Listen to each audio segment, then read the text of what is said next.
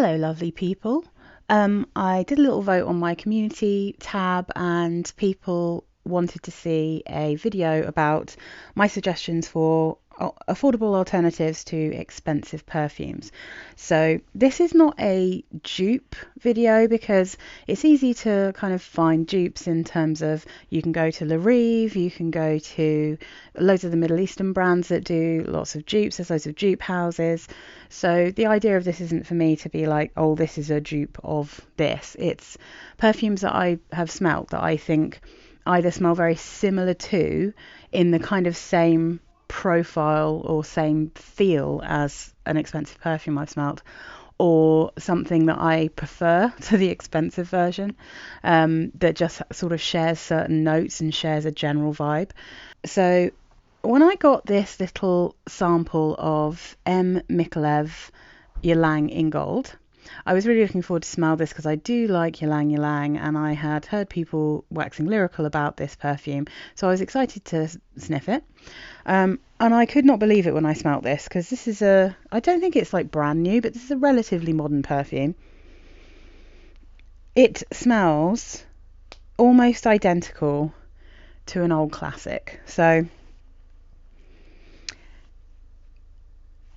this is Casmir by Chopard in this fabulous little old school bottle. Beautiful, lovely little bottle.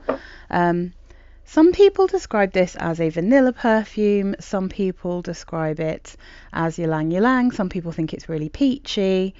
I think it's a real mixture of all of those things. I think it's an unusual perfume, and to be honest, I think that Ylang in gold smells quite unusual as well, because it does smell so much like Casmir. So the little sample that I have of Ylang in gold is the new version, which is the one in the white bottle with the flecks of gold. It still has golden sparkles in the liquid, the same as the old bottle. I think it's called Edition Speciale, the one in the white bottle. But I think they're supposed to smell not necessarily identical, but very similar. The notes that they give you for the new version, the Edition Speciale, is geranium, citrus, ylang, sandalwood, vanilla and coconut. But the old version has a much more expansive list of notes. So it's got fruit, peach, lychee, sage, tangerine, rosemary, artemisia, geranium, bitter orange, ylang, sandalwood, mint, magnolia, rose, lily of the valley, vanilla, coconut, musk and oak moss. Loads of notes. Now Casmir has peach, coconut, mango, bergamot and fruits in the top, geranium, jasmine, floral notes and lily of the valley in the mid, and 100% those floral notes. That's Ylang going on here. You can smell it very clearly. The base notes are vanilla, amber, sandalwood, musk, patchouli and woodsy notes. And to me, this has the same kind of strange, slightly banana-y, slightly plastic smelling Ylang in it that Ylang in gold does. And the patchouli in this, I think of as being a slightly herbal and minty smelling patchouli. And then you've got this gorgeous vanilla, like a kind of custardy vanilla in the base of it, and a sweet, almost apricot-y, peachy smell in the top. And I think that smells really similar. Honestly, when I sprayed them out, I just couldn't believe how similar these were.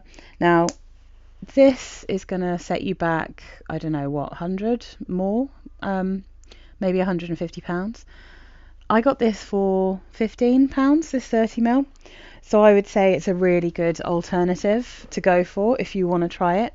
I think if you just want to know what Ylang in gold smells like and you can't get hold of it, honestly, it smells so much like this. Like, it's just amazing. This one I wasn't quite sure about when I first got it, but now in colder weather I think this smells really good, and I'm really looking forward to actually wearing this. But yeah, I mean, it smells so much like. It's just amazing how similar those two are. And Casmir has been around for a long time, way longer than Ylang in gold. So next up, I have an alternative for something I don't actually have a sample of. I've smelt it in store a few times. And it is Diptyque Eau Duelle. So Eau Duelle, there are notes of bourbon vanilla, elemi resin, cardamom, juniper, pink pepper, olibanum, black tea, bergamot, ambergris, musk and saffron. And it's a really herbaceous, kind of slightly woody, slightly piney, interesting green vanilla. That's what that is.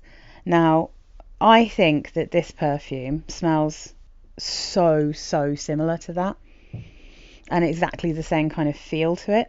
This is actually, it's Green Lover by Lolita Lempicka. Now, this is marketed towards men. It's supposed to be a male perfume. However, I think it's incredibly unisex, as Eau de Well is as well.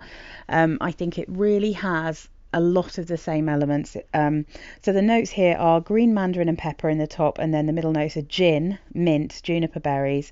Base notes are Madagascar vanilla and musk. And it's definitely a vanilla perfume, but it's a very unusual and green, herbaceous vanilla perfume. It smells like vanilla mixed with a gin and tonic. That's what this smells like to me. It has that bitter tanning edge that you get with juniper, and it's got, and the same with gin, you get that just crazy kind of perfumed aromatic vibe, and that's exactly what I get with Eau de Well as well. But this one you can get for around, I don't know, I've seen the smaller 50ml for like 15. This one I think was just under 30 for 100ml, and also you get this super cool bottle. I think it's such a great bottle. Also lasts for quite a long time, but it's quite light. It's probably designed to be worn in summer, but I actually think I prefer this one in colder weather, oddly enough. So yeah, I really recommend this if you like Eau de Well. I think it's a really good alternative. Yes, very yummy. And I'll just stick with that same kind of style, because there's another perfume that I think smells quite a lot like Eau de Well, and that is Gypsy Water by Byredo. Again, they share some of the same notes. They're definitely the same kind of vibe, definitely that lovely unisex kind of vanillic green herbaceous scent. So the top notes of Gypsy Water by Byredo are juniper, lemon, bergamot and pepper. The middle notes are pine needles, incense, orris root. The base notes are vanilla, sandalwood and amber.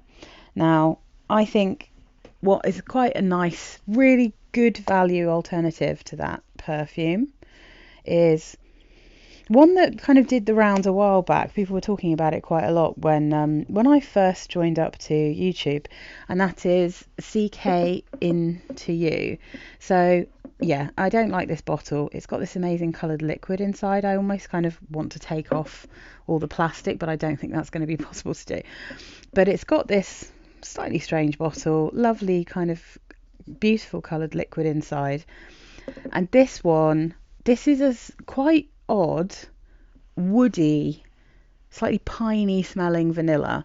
So it has that same general vibe to it. It smells super unisex, this one.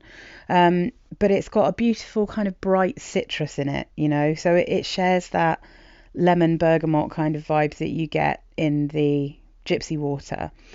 But it's got pink grapefruit and Sicilian bergamot in this one. Then there's red currant leaf, cactus and orchid in the mid, and then the base is vanilla, red cedar and amber. And the red cedar is like a piney smell, So this is one that, to be honest, I don't really feel like I need in my collection now, because I have Green Lover, and I think I prefer Green Lover because it's slightly less piney, slightly less woody, slightly less resinous, and slightly more vanillic. It's a bit of a stronger vanilla. But this is definitely a really interesting and incredibly affordable. I think you can get like 150ml of this for about 25 quid in the UK. Like a huge bottles. And some people say this doesn't last, but this is eternal on me. I can smell this for all day, for hours and hours and hours. It sits on my skin. And what ends up, it starts off like as a citrus vanilla, a woody citrus vanilla, and then the dry down is kind of vanilla with that kind of piney smell.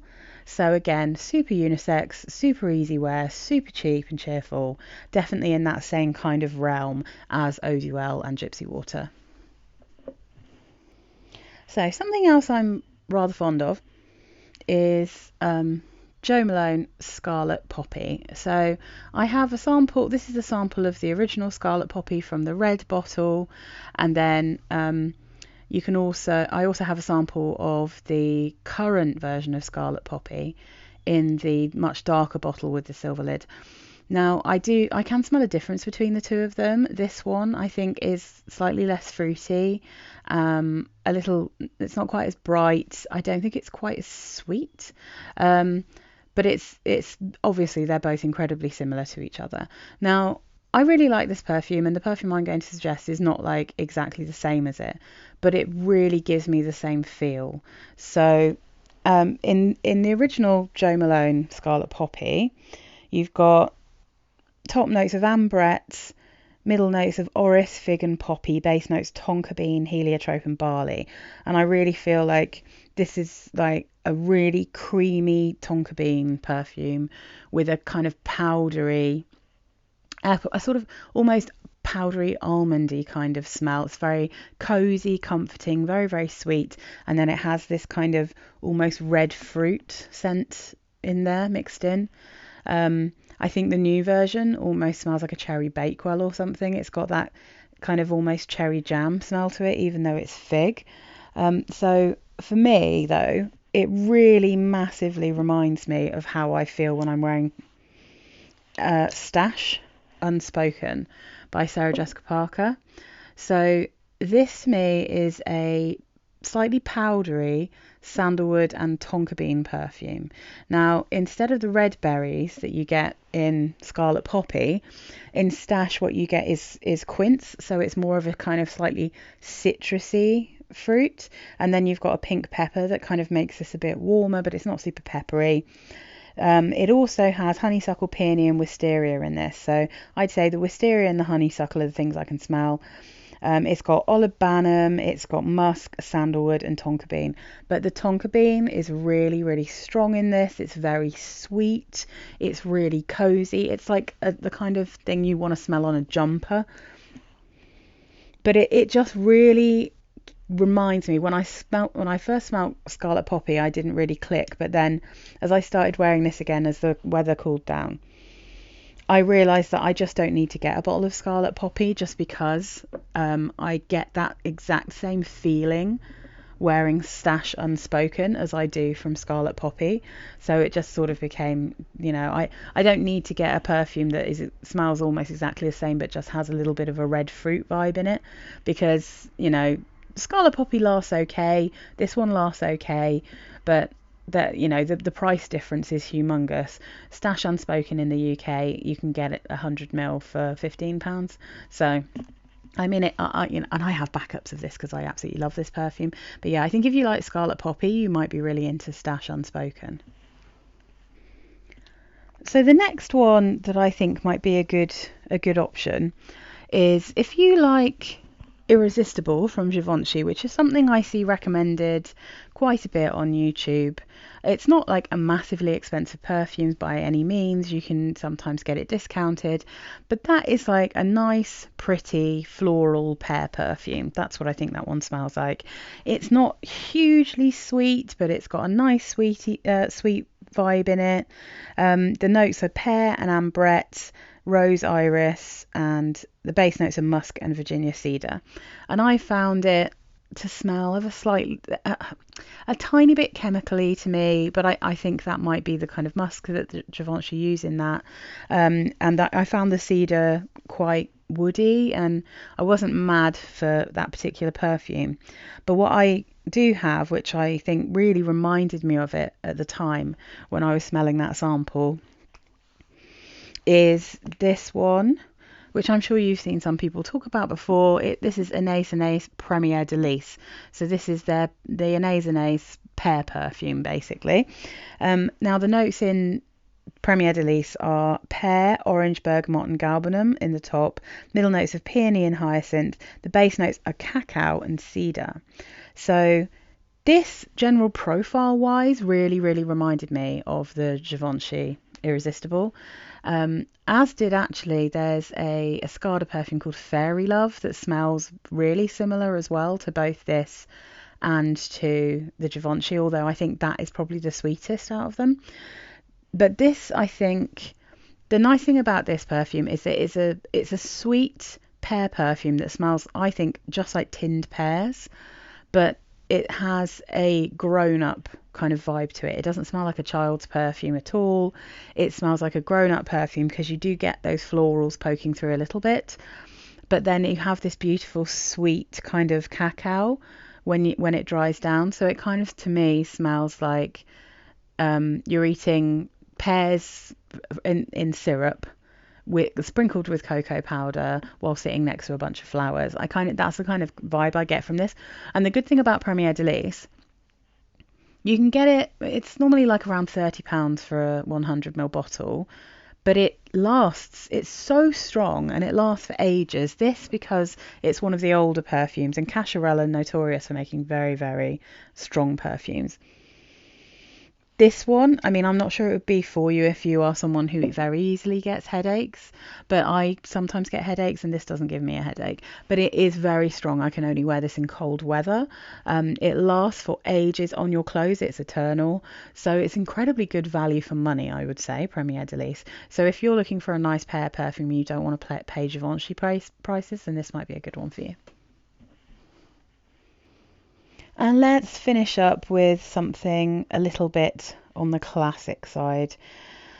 So I don't actually have the original Chanel No. 5. I have No. 5 Le Eau.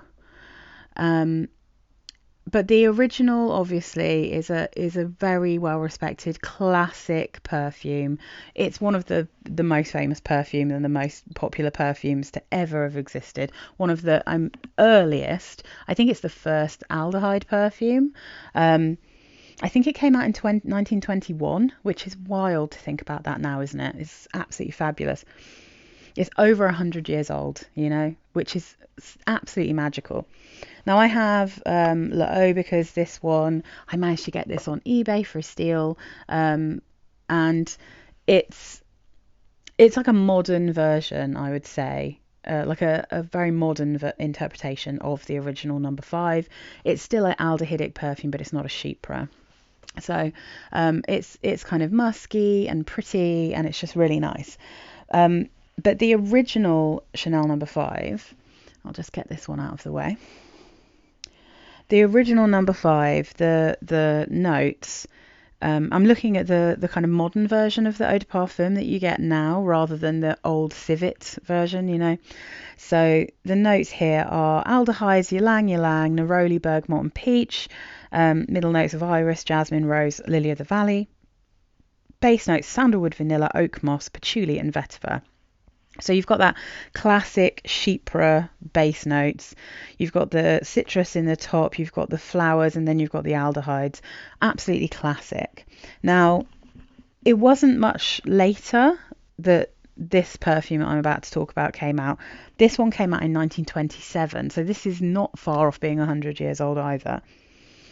Now, obviously, I have the modern version of this. I'm just going to spray it. This reminds me of my childhood.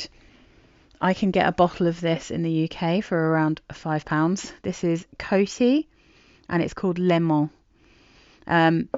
This is a floral, very rosy, very soapy, classic smelling perfume. Now, it's, as far as I understand, it is based on the actual Chanel No. 5 recipe, but a kind of easier to wear and, let's be real, cheaper version that could be available to women who weren't going to be buying actual Chanel. So the notes in here are slightly more approachable. They're aldehydes, neroli, peach and bergamot in the top, ylang, rose, jasmine, geranium and orchid in the mid, musk, vanilla, sandalwood, tonka bean, vetiver and Virginia cedar in the base. So it's sweeter. It's not as strong. It doesn't have quite that same chypre vibe to it because it doesn't have a very strong oak moss. It's incredibly soapy, but the aldehydes in this I don't think are quite as sharp as in Chanel No. 5. And this sits, I feel, somewhere between the original kind of eau de parfum Chanel No. 5, the EDT and then the new version, so the allllll. This is kind of sitting somewhere in there. It's sweet, it's soapy. I used to wear the body spray of this when I was a little kid. My grandmother used to buy it for me, so it always reminds me of her, and I always want to have this in my collection to remind me of her. And also, you know, just to have something that has a little bit of that classic DNA, the same way I feel about allllll, is because Chanel No. 5 is such an important perfume, and although that's not one I particularly want to wear because it's a little bit too vintage smelling for me, things that have a similar profile to it but are kind of more approachable, easier, softer, lighter. I still really like these perfumes, and I think women smell beautiful in aldehydic perfumes. I really love them. So I really recommend this perfume if you want a beautiful, classy, vintage smell and you don't want to spend loads of money. Then I think Le Mans is a fabulous perfume. I also, to be honest, I love this bottle. I think they've got that kind of Art Deco, you know, showing respect to the 20s and 30s going on here. I just think it's wonderful. You can also get little 15ml bottles of this. So I'm going to end there, guys, and then I'm going to make a part 2. And that will come out as soon as I can do all the editing on it. But yeah, let me know if you've got any good suggestions for nice alternatives to popular perfumes. And I'll see you soon. Bye, guys.